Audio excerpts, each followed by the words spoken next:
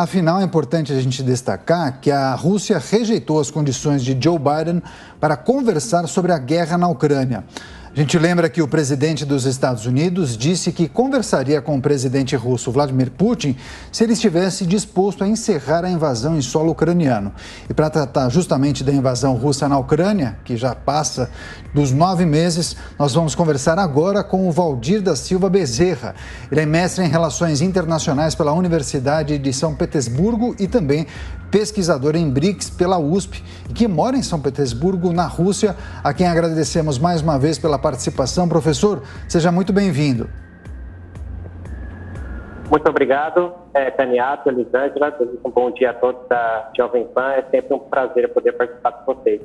Perfeito. Professor, queria a sua análise, sua avaliação acerca do posicionamento de Vladimir Putin, que descartou a participação de Joe Biden nessas negociações de paz. Queria que o senhor nos dissesse qual seria o motivo dele não aceitar a participação de Joe Biden, mas também quais são as expectativas para um possível encontro entre Vladimir Putin e Volodymyr Zelensky. Na sua avaliação, professor, há chance dos dois alcançarem um acordo de paz? Olha, Caniato, as chances são muito baixas, infelizmente, porque as condições para a Rússia, segundo o entendimento do Kremlin, elas são inviáveis. O presidente americano Joe Biden mencionou a possibilidade de abertura de uma chance de negociação com a Rússia, contanto que a Rússia parasse as suas atividades militares no território ucraniano, e isso foi entendido pela liderança em Moscou como a retirada das tropas russas da Ucrânia. E nessas condições, os russos enxergam que eles estariam numa posição mais fragilizada para negociar os seus interesses. Então, mesmo essa proposta feita pelo Biden não atende ainda aquilo que a Rússia imagina ser condições mínimas para poder negociar com os ucranianos. E, por outro lado, o presidente Vladimir Zelensky também mencionou que não está pronto para negociar com o Vladimir Putin, sobretudo após o anúncio que a Rússia fez da anexação de 4 territórios no território da Ucrânia. Um deles, inclusive, a Ucrânia conseguiu até recuperar recentemente, que é o caso de Kherson.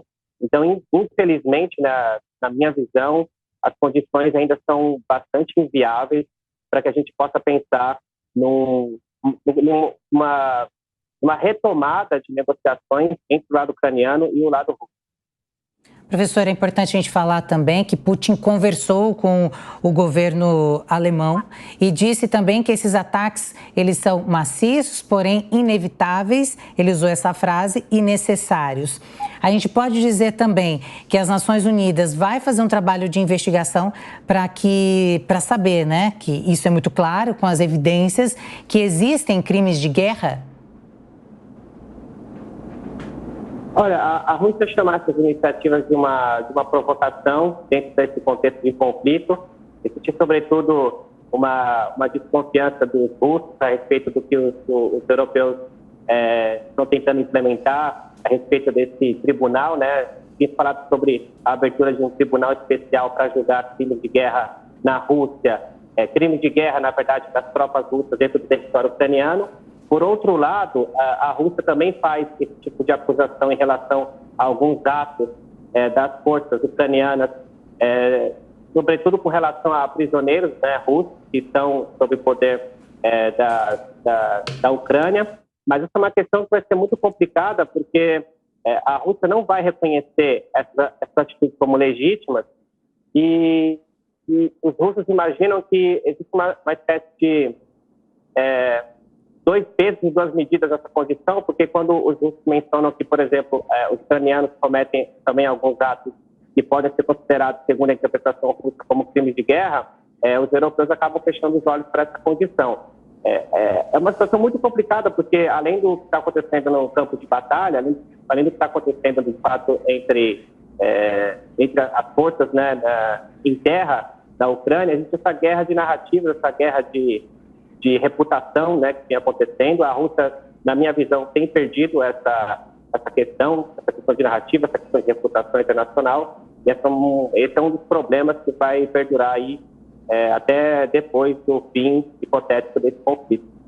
É isso, professor Valdir da Silva Bezerra, mestre em Relações Internacionais pela Universidade de São Petersburgo. Professor, eu vou pedir que o senhor preste atenção na questão que será formulada por Luiz Kawaguchi, o nosso repórter correspondente. Ele fala diretamente da Ucrânia, sob um frio de 2 graus. Kawaguchi, por gentileza, se você puder formular sua questão para o professor, fique à vontade.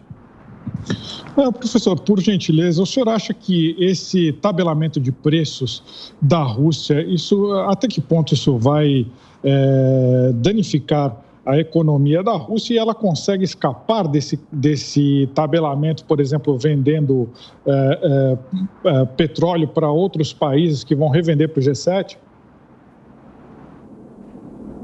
Obrigado pela pergunta. Primeiro que a Rússia ela acordou a venda de petróleo, por exemplo, para países como China e Índia a preços mais baixos do que ela faria para o mercado internacional, para os países europeus. Então, mesmo desde fevereiro, ela já vem sofrendo um abalo econômico em relação a essa restrição de venda de suas commodities para a Europa. E agora tem essa questão envolvendo a limitação do preço do barril também para o continente europeu. Mas o que me parece é que, independente do que for acontecer economicamente no país, até mesmo relativo à inflação, ou relativo à perda de receitas por parte do Estado, a Rússia está bastante intransigente em sofrer o que for necessário do ponto de vista econômico para que ela consiga, de alguma forma, segundo a interpretação do Kremlin, atingir seus objetivos na Ucrânia.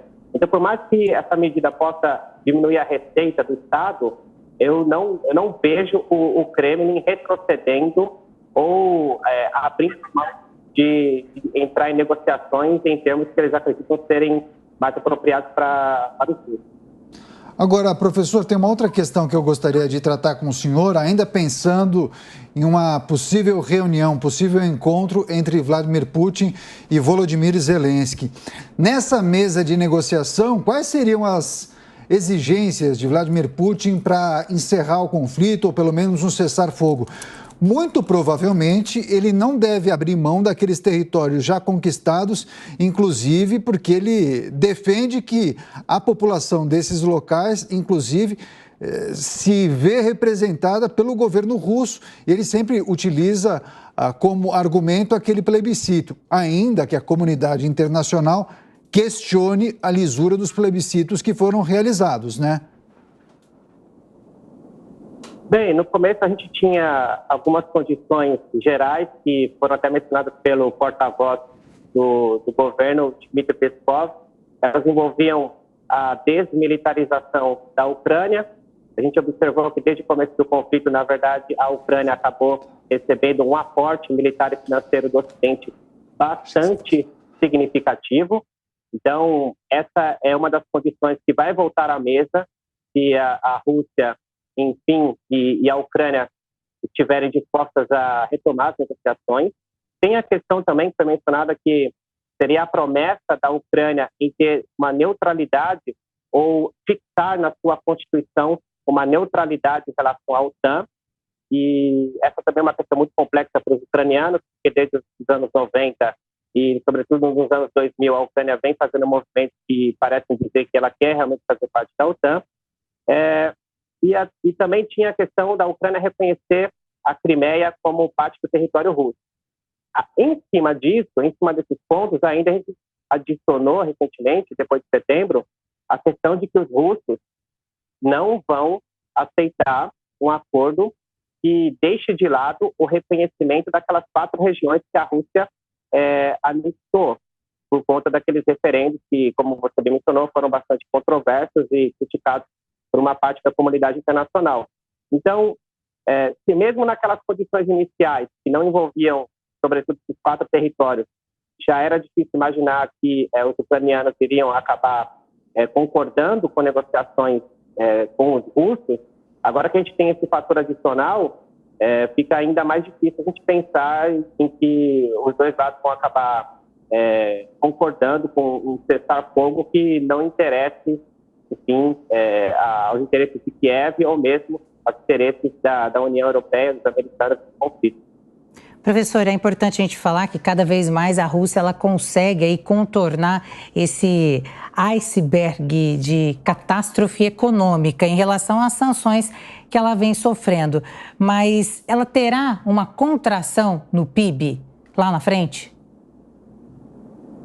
Ela já vai ter uma contração no PIB esse ano, ela vai ter e vem tendo, na verdade, uma perda de capital humano, porque também desde que aconteceu o anúncio da mobilização parcial aqui no país, muitos russos acabaram deixando as fronteiras da Rússia para estados vizinhos. Isso aconteceu em fevereiro, mas teve uma segunda onda depois do anúncio da mobilização parcial, e tem estimativas que dizem que a saída foi de cerca de 500 mil a 1,5 milhão de russos. Também estimativas nesse sentido já foram feitas também no começo do ano.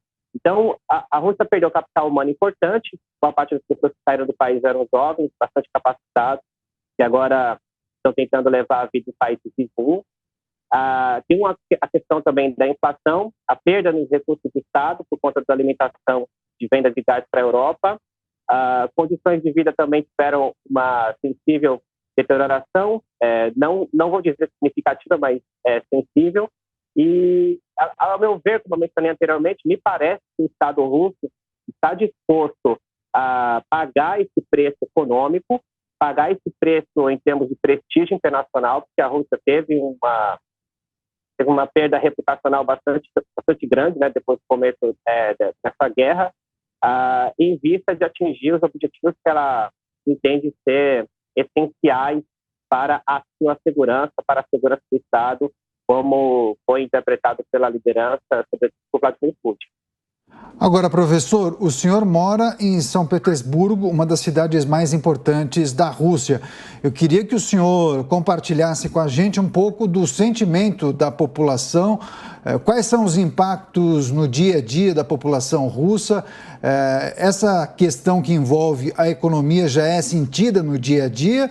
Ou as projeções indicam que a situação ficará um pouco mais complicada nos próximos meses? Traz um pouco desse retrato do dia a dia para a gente. Olha, no começo teve um problema com a inflação, porque alguns itens chegaram a atingir uma estimativa de encarecimento de 30%, variando, na verdade, entre 15% e 30%, mas esse tipo de condição não foi suficiente para fazer os russos irem às ruas para protestar contra o governo por razões propriamente econômicas, que talvez tenha sido até uma das expectativas do Ocidente quando acabou implementando essas sanções contra o país, essas sanções mais duras, na verdade, contra a Rússia a partir de fevereiro de 2022. Vale lembrar que a Rússia já estava sob sanções consideravelmente mais moderadas, né, desde 2014, mas esse nível de inflação, esse nível de perda de capacidade de poder de compra não foi suficiente para fazer os russos voltarem contra o governo. Mesmo a mobilização parcial que foi anunciada, o efeito que ela provocou foi, claro, teve um aumento de preocupação, né, das famílias, porque não se sabia se, por exemplo, os pais de família, ou um irmão, ou um primo, ou alguém próximo seu receberia, na verdade, a intimação para poder comparecer frente aos pontos de recrutamento militar para ser enviado, enfim, à Ucrânia. Então, essa foi uma questão que trouxe preocupação, mas não houveram protestos em massa também contra esse tipo de medida, porque o protesto que os russos preferiram fazer, muitos deles, claro, homens, foi deixar o país. Então, essa foi a forma que eles imaginaram ser a mais prática, a mais moderada, a mais razoável para poder, enfim, a gente pode colocar assim, protestar contra o governo. Então, ainda a situação dos russos que ficaram, como eu mencionei algumas vezes aqui na Jovem Pan, parece ser de tentar levar a sua vida sem prestar muita atenção ou sem deixar com que o que está acontecendo na Ucrânia os afete de forma direta, e ainda se sente um certo clima de apatia política em vista do que está acontecendo, inclusive dos eventos mais recentes que a gente vê na Ucrânia, por exemplo, com relação ao bombardeamento de estruturas de energia e outros, né, dentro do território da Ucrânia. 9 meses de conflito no leste europeu e também a possibilidade de negociação entre Vladimir Putin e Volodymyr Zelensky em destaque nessa entrevista com o professor Valdir da Silva Bezerra. Ele que é mestre em Relações Internacionais pela Universidade de São Petersburgo. Ele que mora na Rússia e tem trazido e colaborado aqui com a Jovem Pan News com seus conhecimentos acerca desta guerra. Professor, muito obrigado mais uma vez. Boa sorte para o senhor e volte mais vezes. Muito obrigado, agradeço novamente o convite da Jovem Pan e desejo um bom dia a todos.